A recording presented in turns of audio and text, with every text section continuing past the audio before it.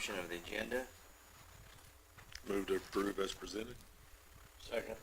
I have a motion and a second to approve the agenda. All those in favor? Aye. Opposed? Next is the minutes from the October 29th regular meeting.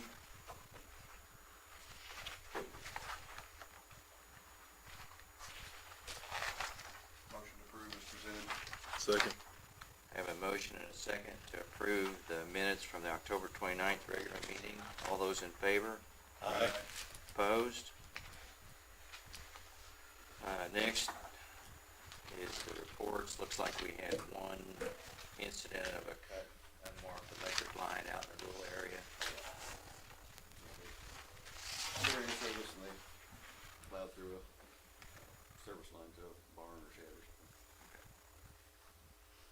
Electricians fixed it that night. Thank you. All right, go into reports. Megan, good morning. Morning. Do have a couple of action items there for you. You should have, the first of those action items is medical insurance for next year, and you should have a hard copy of the memo that I emailed to you yesterday. And just kind of to summarize where we ended up, after we had a number of carriers that declined to quote, what we were down to was United Healthcare, changing to them or renewing with our current carrier, which is Blue Cross Blue Shield of Kansas City. And it's taken several days to work through some hiccups with United's proposal and to evaluate that and get questions answered. At the end of the day, what they're proposing would almost double out-of-pocket maximums for our folks that are on the base medical plan, and that's almost 80% of our people choose that base medical plan. They are offering a 28% lower premium, but we would be captive at next year's renewal. There wouldn't be anywhere to go. We'd just have to take what they gave us. I was not able to get any reassurances from them about what that first renewal could look like. They can't do a rate cap. And then, of course, there's always headache that comes with changing carriers. Sometimes folks have to change doctors or medications or go back through step therapies, that kind of thing. United's got some other details with their medical management of some of their benefits that's a little bit quirky. Would likely force folks to spend their medical dollars out of town in order to maximize their money because they have some providers that they prefer to use, and for some benefits require you to use, though I can't get my hand on that detail at this stage of the game. And then I kind of outlined for you there kind of some of the frustrations through the proposal process with them that I won't dig into unless you got questions about that, but all of it just left me lacking confidence about their due diligence as far as the premium that they're offering to us for that first 12 months. United, or Blue KC has been a really good partner over the years, the multiple times that we've been with them. I kind of recapped the renewals since we returned to them in January of 23. We got a 4.9% increase, a 2.9% increase, and they originally offered a 4.9% increase for the January 26 renewal. However, we discussed United's proposal with them, and they have revised their offer to a rate hold, so they will allow us to renew it at our current rates. We did budget 15% increase for medical premiums, and with all that in consideration, I will add to that I did, because I knew it was pretty ugly, but I went back through my records to look and see our experience with United last time.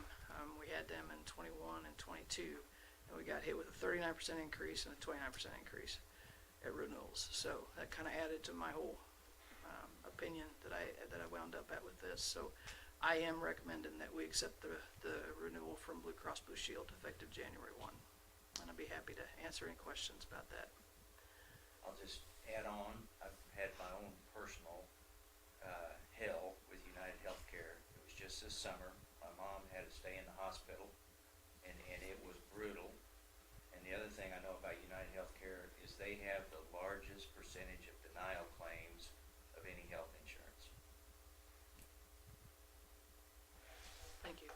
dealt with them daily, and I don't like it either. Okay. So I'd make a motion to accept the medical insurance renewal from Blue KC as presented effective January 1st, 2026. Second. Have a motion and a second to accept medical insurance renewal from Blue KC as presented effective January 1st, 2026. All those in favor? Aye. Opposed? And thank you for negotiating no increase with them. Yeah. Yeah. Thank you. Okay, next item there is our renewal of ancillary coverages for 2026, and that's dental, vision, disability, life, and then we do have some worksite products that employees pay 100% of the cost of if they choose to purchase those. Currently, that is all with MetLife, and they increased on total package dollar-wise for that was about $8,000. I think I had budgeted for about a $4,900 increase, so we were a little over there. But we did take that out to bid, and we had a decline to quote, several that were not competitive. Reliance Matrix is the only proposal that was competitive from a premium standpoint, but they had a pretty significant increase on dental costs, which would hit employees because they pay a portion of the cost of dependent coverage. And then the entire savings was on the life and disability, which MMU pays for. The life benefit was reduced in their proposal, and there were some deficiencies in the disability insurance when you compare it to what we have today. So I am recommending that we accept MetLife's renewal offer on the ancillary package.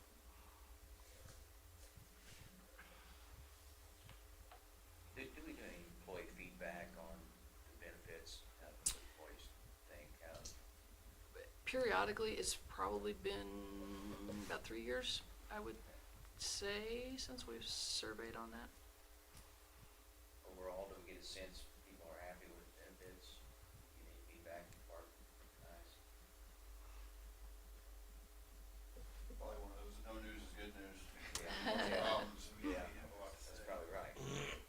I probably heard more better feedback on Blue Cross than anything else.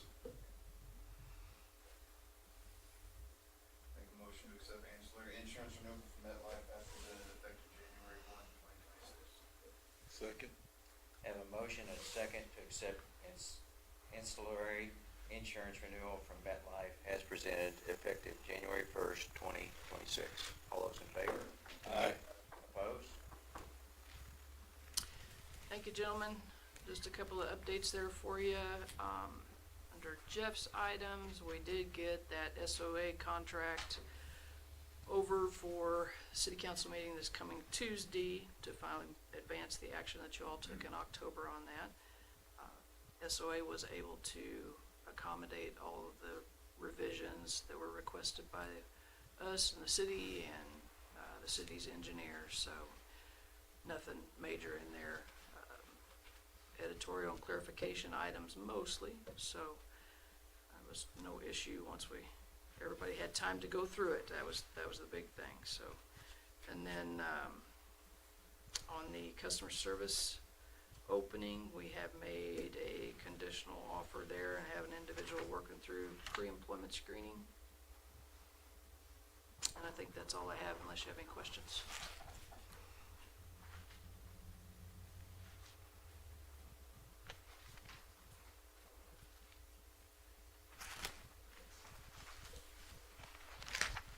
Anything more from Megan? No? Thank you, Megan. Thank you. Tony, good morning. Morning. Last week, the auditors were here Monday and Tuesday. After going through the audit, it was determined that we need to do a single book. I think we had spent $2.6 million, which is over the 750. So there's a revised engagement letter there for the board president to sign. Looking at it, it was a $3,000 increase going from a regular audit to the single book audit. And we did a single book last year, and it was up $1,200 from last year, so relatively minimal.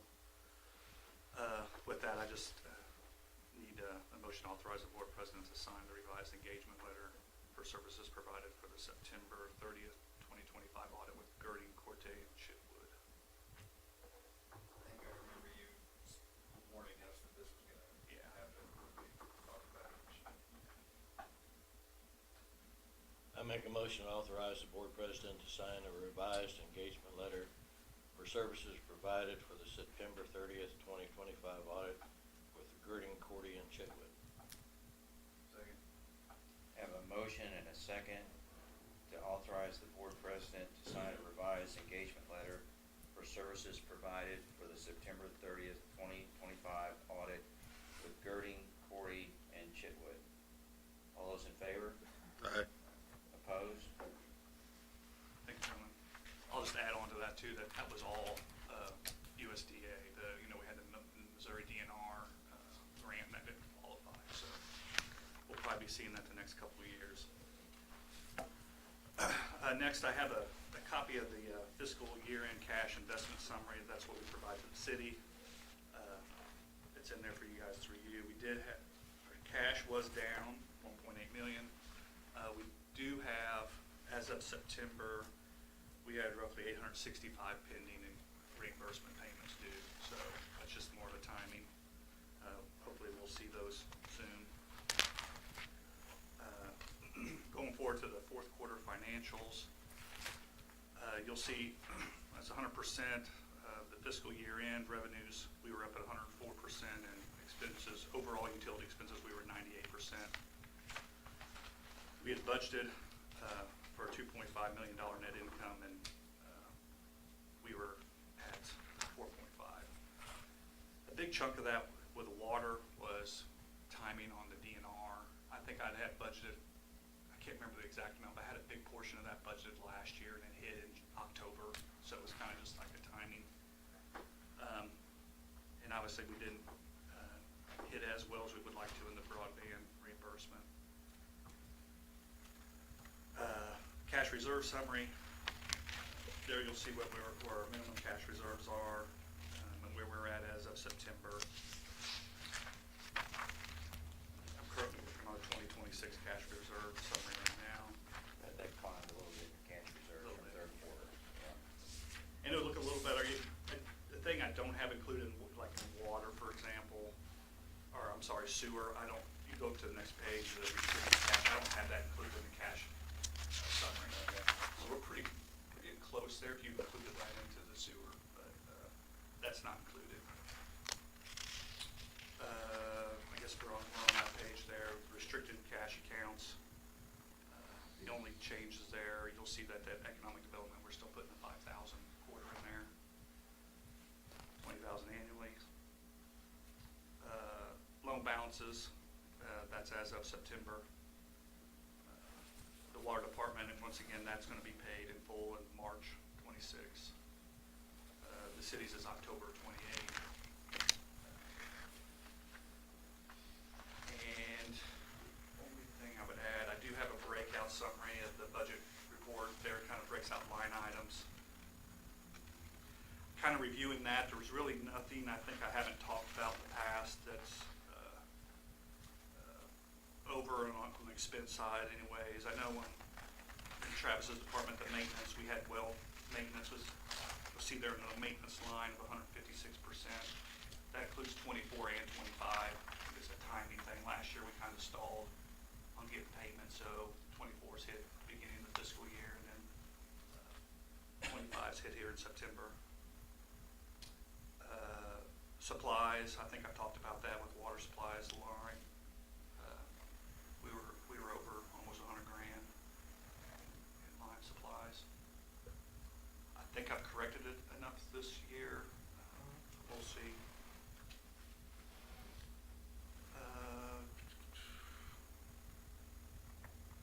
Nothing else really stood out as far as concerns. But I'd be happy to answer any questions you guys have on any overages, if you have any.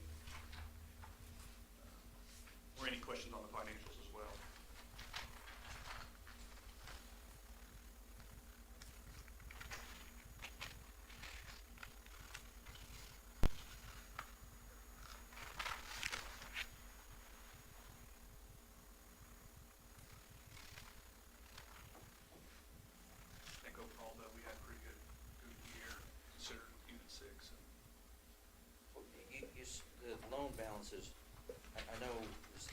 Center that is October the 28th. What other loan did you say was gonna get paid off in 26? Oh, the water department, that 174. Okay. The 5-year terms on those? On the water, Or just on any of them, all of them, or? 7 year. The city was 7, the water department was 7. The IT broadband for the USDA grant 7. Wastewater, we went 20 on that one.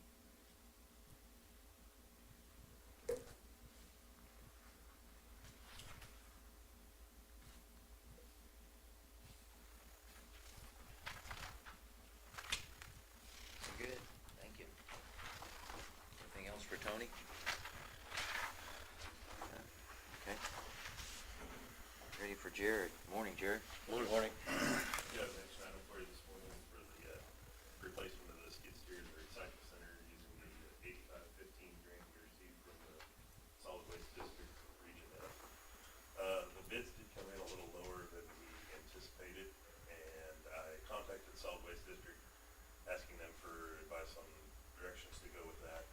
Their recommendation was for us to continue the 15% on the original amount we were awarded, and that would give us an additional $8,376.90 to spend on other recycling needs. And we got to looking at some of our crates and dumpsters that have been out there at the recycle center since the beginning from '96, and they're getting to be in pretty rough shape. So we thought we would maybe use that $8,376 to replace some of those. So my recommendation would be a motion to accept the bid from Foley Equipment for a new Cat 236D3 skid steer loader for $56,600 and use the remaining grant money of $8,376.90 towards the replacement of cages and dumpsters in the recycle center. Why, what's wrong with the marshal service? So we did, Foley brought a machine up for us to look at. Okay. And then we went out to Marshall Service and looked at that machine. There were a couple of things. The two big ones, the visibility on the Cat was a whole lot better. One other thing we've had problems with our current skid steer is with that grapple bucket being used several times a day. The attach point wears out, and we have had the bucket fall off the skid steer we have now. So that was one thing we looked at real close. And the Cat had a lot heavier mounting plate than the Kubota did. So we felt like for the little bit extra money, the Cat was a better machine for our needs. Do you have a Kubota now? So, No, we have a Gale now. okay.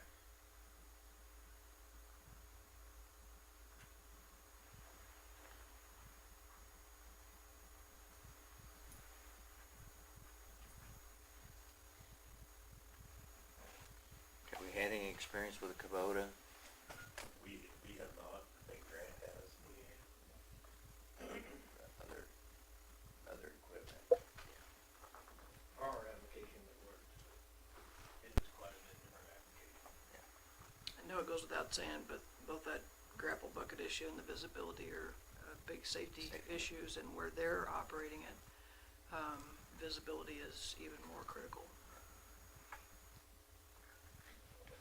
Yeah, I'd be tempted to say just for the visibility aspect of it, not creating that hazard down the road, it's worth the money.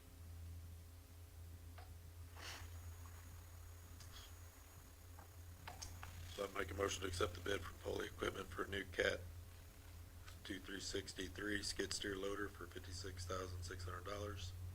Use the remaining grant money of the $8,376.90 towards replacement of cages and dumpsters in the recycle center. Second. Have a motion and a second to accept the bid from Foley Equipment for a new Cat 236D3 skid steer loader for $56,600 and use the remaining grant money of $8,376.90 towards the replacement of cages and dumpsters in the recycle center. All those in favor? Aye. Opposed? Thank you.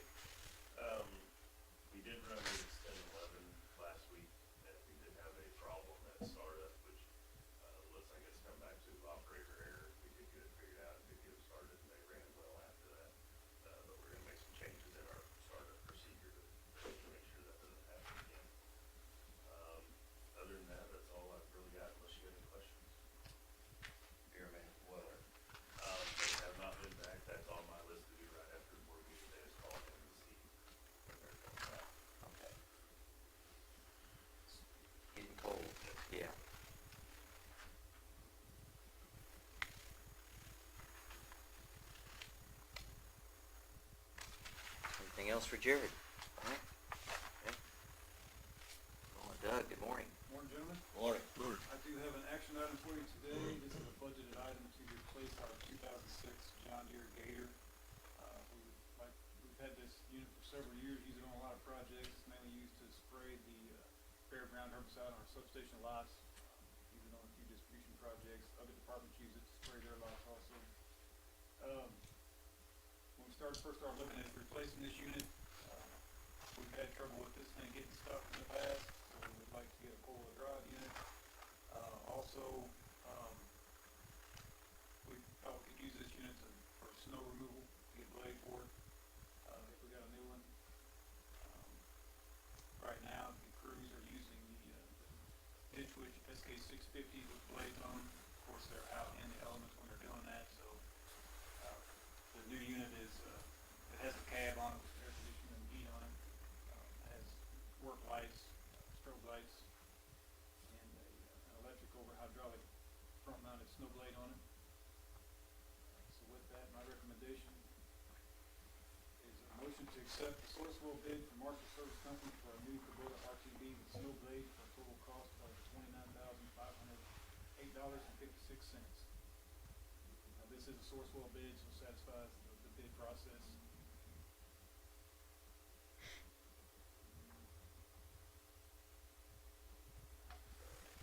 Your budget, or doing some business with Marshall Service? Motion to accept the Sourcewell bid from Marshall Service Company for new Kubota RTV with snow blade, total cost of $29,508.56. Second. Have a motion and a second to accept the Sourcewell bid from Marshall Service Company for a new Kubota RTV with snow blade for a total cost of $29,508.56. All those in favor? Aye. Opposed? Thank you, gentlemen. Just a couple updates. Overhead to underground's going well. We've completed, all the services are buried. The old overhead has been de-energized, and we're gonna start wrecking that out soon. As soon as we get that all wrecked out there, we'll begin on yard restoration, get that fixed up. I did receive the Art Flash review report, so once we review that internally, we'll get the final report on that, so we're getting close on that. Other than that, that's all I've got. There's any questions? When you say underground, there's 10 services left, does that mean done? We're done now. Done with underground? Okay. This was as a report last week when this was put in. Okay. Finished it up since then. So.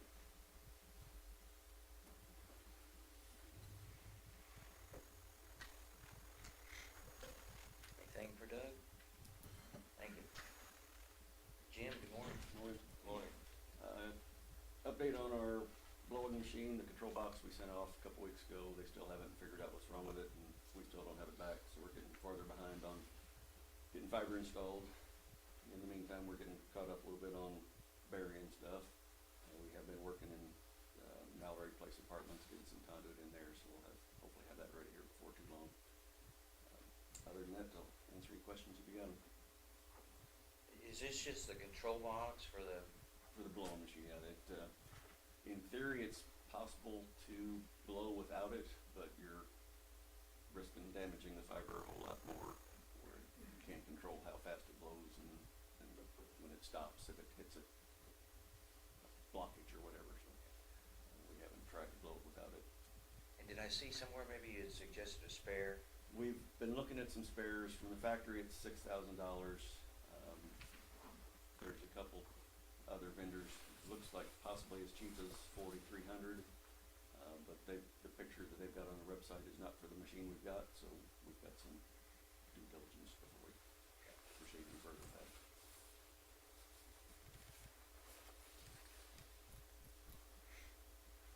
Nothing more for Jim? Thank you. Can you use any of their grant money for? We could possibly, they usually don't pay for repairs of stuff, but if we bought a new control box, it might, but I don't know how. Have to put in request, Yeah. ask, pay, It'd be, 75%. yeah, I don't know if they'll do it retroactively or not. Sometimes they do, sometimes they don't. We could ask.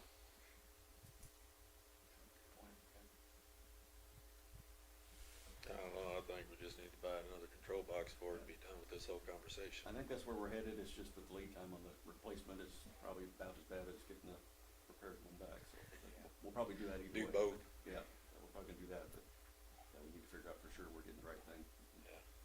Is this the first time we've This had a is the problem? third time, we've had it, Yeah. I think we bought it in 22, I think it was like 14 months we had to ship it off, and it was about $2,500 to repair it the first time, and then we shipped it off in January, and it was only about $500 the second time. But this time sounds like it's gonna be closer to the $2,500 one. Do they tell us what parts go bad, or? Not really. No, they've just got the control box with relays and computer brain in it and display, and I think the first time something was wrong with the display and they had to replace a bunch of stuff, and the second time it was just a minor issue, but this time they haven't really reported back to us yet. I don't know if it's just bouncing around on the gravel roads and it's causing things to work loose or what's going on with it, but. Thank you. Grant, good morning. Good morning. Morning. Just a couple updates. Crews are disinfecting, chlorinating that line this morning on Park Avenue. Just so the board's aware, when we went to cut that in, our maps were wrong. They had not been updated since 1932, I guess. There was no main there. When we found the main, it does encroach in the cemetery through plots. With a stroke of luck, that main from Park Avenue to Yerby is already in the OSP. So while we're there, we're gonna go ahead and lay new main down the street, and we have offered the cemetery to go remove the existing water main in the cemetery, because it is through plots. Evidently in the 40s, the road was different from the maps that we looked up, and it does follow the old road. There's about 300 foot water main in the cemetery that we will replace and remove. Does it just dead end, or does it? Not anymore. So it comes down here and around the corner, hooks to Park Avenue, and then goes on out in the park and goes across the golf course. What goes into the cemetery? It comes at Park Avenue at 45s to the south, and goes up in the cemetery for about 300 foot, and then 45s and comes back out in west. And just the road has that zigzag in there in the 30s and 40s, and when they rear out the road, they didn't figure out the water main, and on the maps never got. Do they service like water hydrants in the cemetery, or? It's a water main that services that whole end of that park and all that. And it's a 6-inch main that runs through there. So we can reroute it around it? Yeah, we'll just lay it straight down the road out of the T that we set at Park Avenue. Other than that, USDI has hydro tested an X-ray. I think they're waiting on tests back this morning, and they plan on hooking up this week, and that project should be done by Friday, according to all the updates we got. Other than that, do you have an answer any questions?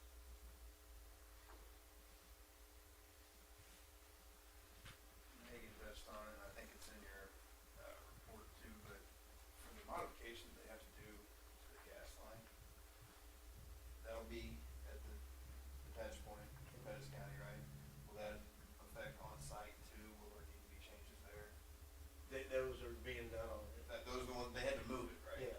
Is there any other requirements? I mean, Not at the site. It's gonna, the new tap is gonna have a little more OQ for us. There'll be a few more tests and a few more GOT things that USDA will have to handle with PSC, but nothing on site. The line pressure's going up, so I mean, For the first phase, yeah. The second phase, they're looking at a compressor station somewhere. I didn't know if that, with the pressure increase, if that affected, every location or if. No. It was, okay, good.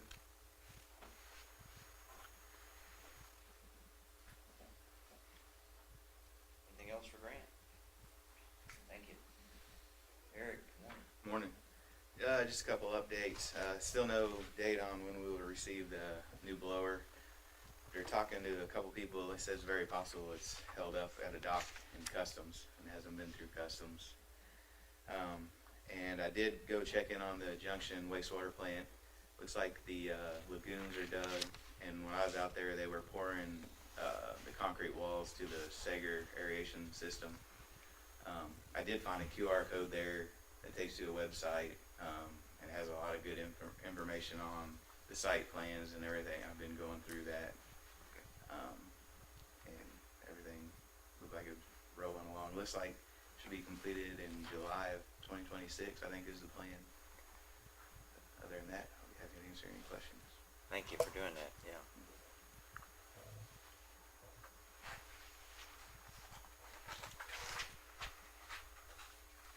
Anything more for Eric? Thank you. Travis, good morning. Morning. Just some updates on lime spreading. Crews, I think, are still hauling. We did have an issue with the lime spreader again. I don't even remember what it was now. Something with the truck this time, not the bed. Turbo. There's a switch in the turbo that went bad.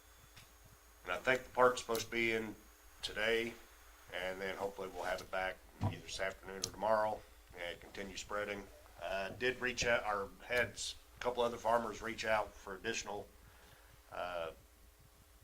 product, and so I haven't got an exact figure for you yet, but it's quite a bit. So hopefully the weather will hold out and we can keep spreading. Pile down. Good. Yeah, definitely knocking it down. So, Good. but other than that, be happy to answer any questions.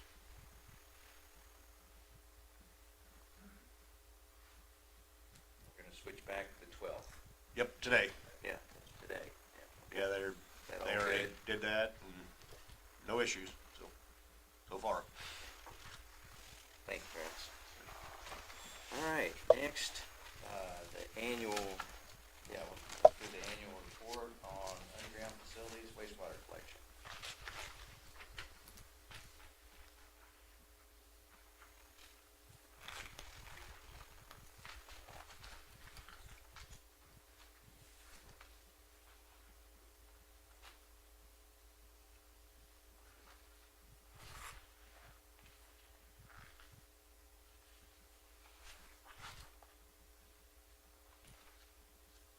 Maps you put in here, I told her, really interesting. I've been down, let's put these happen. So, What progress do you think we keep chipping away at? So this water main in the cemetery was a surprise. Yeah, all our maps show it in the road. And, we marked it out, called locates and dug a hole, and there's no water main. We dug back and found it, and hooked locator to it, and that 45 and goes up in the cemetery, goes out there, and hook 45 back out. somebody at the 30 said, no, it's gonna be somebody else's problem. So we finally, you can Google map it from the 40s, and you can see how the road went. As you go out there and stand, you can actually see the lay of the land, how it's flatter and makes a curve. And once you know what happened, you can see it. How come he was looking at you the whole time he was talking? I think he was implying I did. Just lucky that those Should've known this, plots Chuck. on soil Yeah. were needed. So on I&I, and anything to add as far as how to help homeowners with foundation drains, things like that? We're still kicking around options. One option is possibly paying for partial removal of some of the knife lines. We have dug into some of the results from the manholes, and there is a system we can do to coat the inside of the manholes to rehab them. We did a few, I can't remember, a couple of years ago. A guy kinda did a pro bono, just show us the product.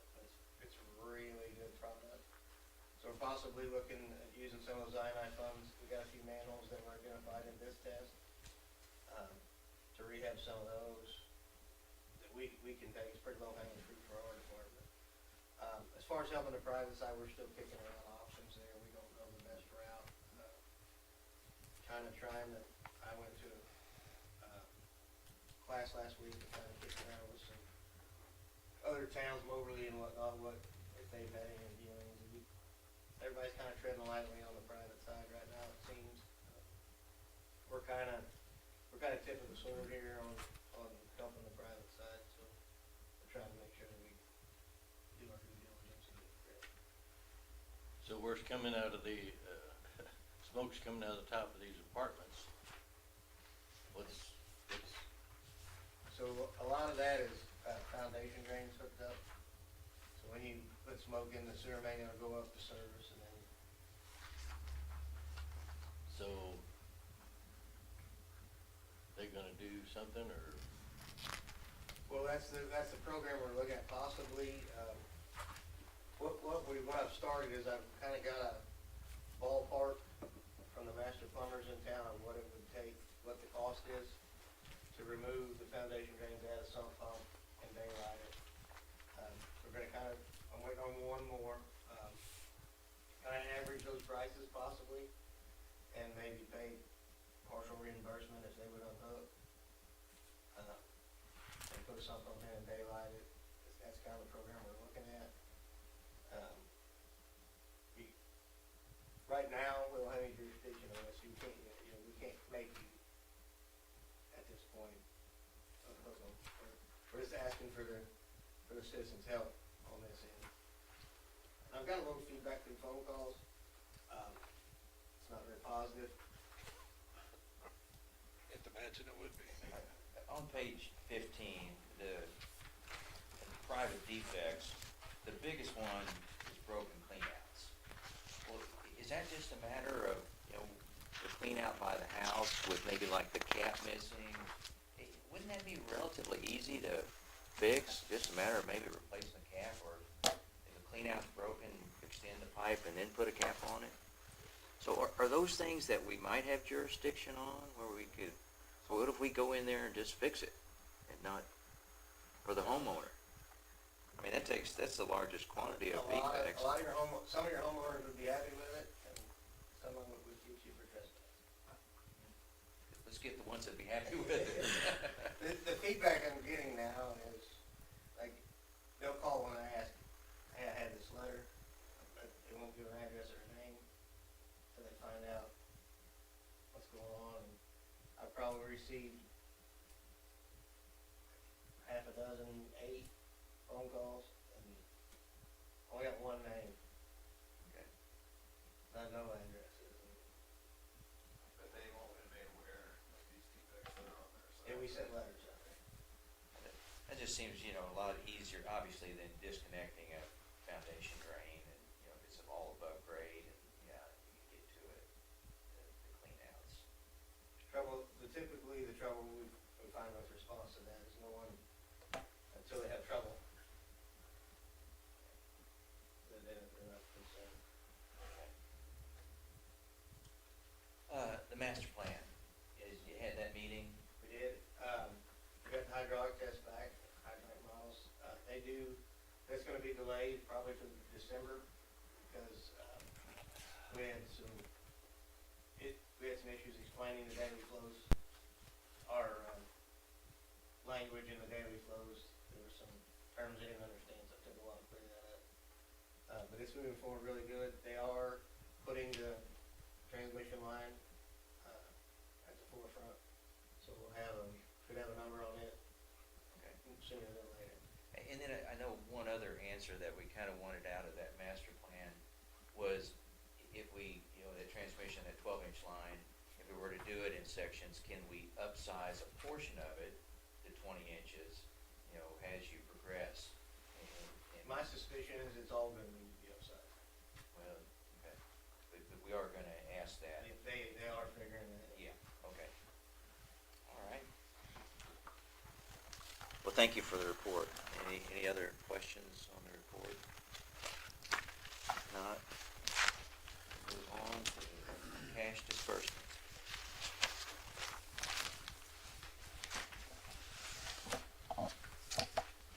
Power bills in there.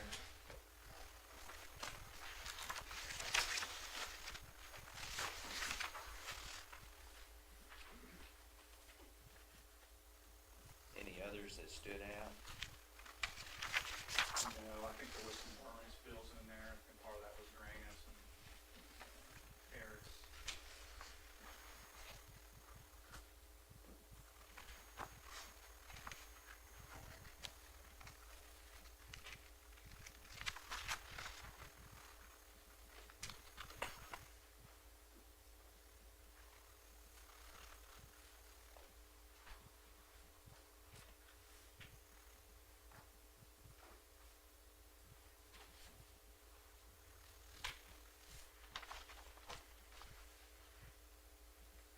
Make a motion to approve cash disbursements.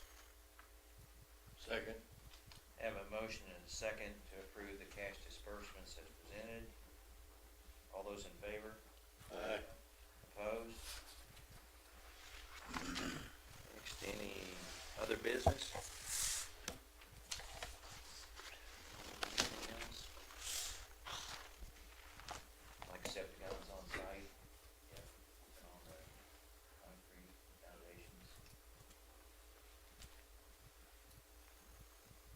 Next board meeting is, Wednesday, November 26th. Is that acceptable? Are you gonna be in town? Everybody gonna be around? Which day was it? Yes. November 26th, okay. It's a Wednesday before Should be here. Thanksgiving. Yeah. No, I don't have anything. Good. Okay. All right. Motion to adjourn? Second. Have a motion and a second to adjourn. All those in favor? Aye.